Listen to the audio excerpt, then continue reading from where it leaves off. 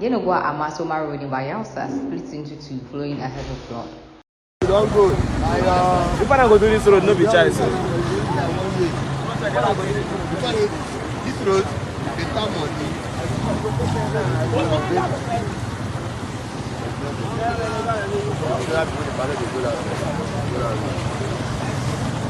You don't go. If I go to this road, no be choice. This road, better money.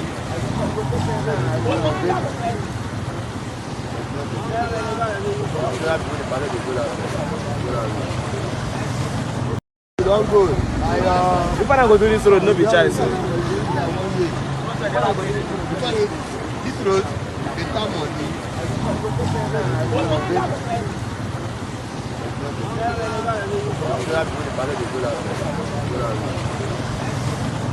You don't go. If I go to this road, no be choice. This road, better money.